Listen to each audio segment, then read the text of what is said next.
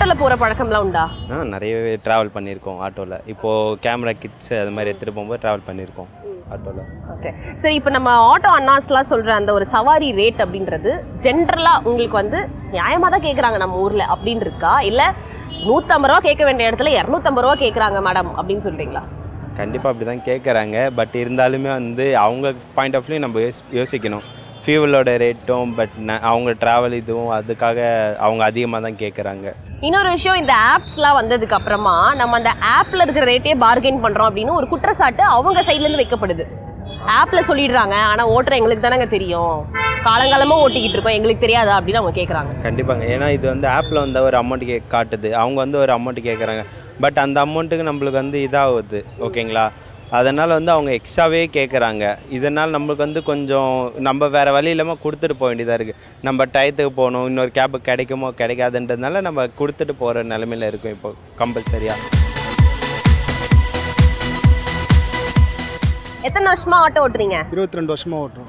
நியாயமா தான் நம்ம ரேட்டு சொல்றோம் அப்படின்னு உங்களுக்குள்ள ஒரு எண்ணம் இருக்கா? இருக்கு. இதுவே இப்போ அந்த இடத்து அந்த கடையில் இப்போ இங்கே எடுக்கிறதுக்கும் நாயுடு வாலில் எடுக்கிறதுக்கும் அவன் 2500 சொன்னால் கூட ஒரே பேமெண்ட்டில் முடிச்சிடுவாங்க.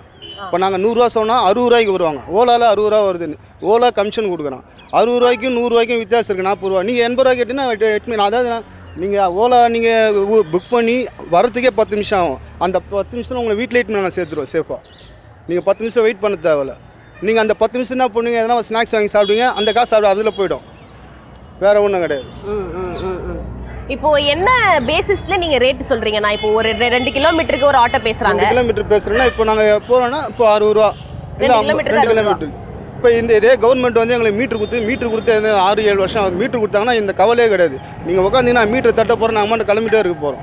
எங்களுக்கு ரிட்டர்ன் சவாரியாக ஆகும். இப்போ மீட்ரு கொடுத்தா ரிட்டர்னில் கை போகிறவங்க இப்போ ரிட்டர்னில் எங்களுக்கு சவாரியாக ஆகிறது கிடையாது. இப்போ 22 வருஷமா ஆட்டோ ஓட்டன்னு சொல்கிறீங்க.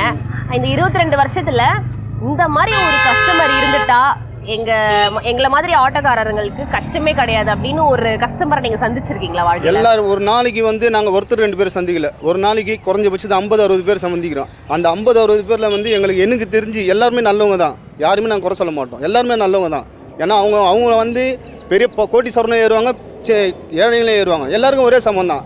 கோட்டீஸ்வரங்க ஒரு ரேட்டோ ஏழைக்கு ஒரு ரேட்டோ அப்படியே கிடையாது. இங்கே போகணுமா, சரி ஏழைங்களாக அந்த ஒரு ஹாஸ்பிட்டலில் அதில் ஒரு 20 ரூபா கம்மி தான். நானும் வயசானவங்களாம் ஃப்ரீயாக கூட இட்டுமே விடுவோம். சரி போமா அப்படின்னு சொல்லிட்டு ஃப்ரீயாக கூட விடுவோம். அதுமாரி எல்லாம் இப்போ ஒரு பணக்காரன் வந்து கார் கை போட்டு சார் ஹாஸ்பிட்டல் போனால் அவங்களும் ஹெல்ப் பண்ண மாட்டாங்க. இதுவே ஒரு பணக்காரன் கட்டி போட்டாலும் ஆம்புலன்ஸ் முதல்ல வராது, இந்த ஆட்டோக்காரன் தான் முதல்ல வரும்.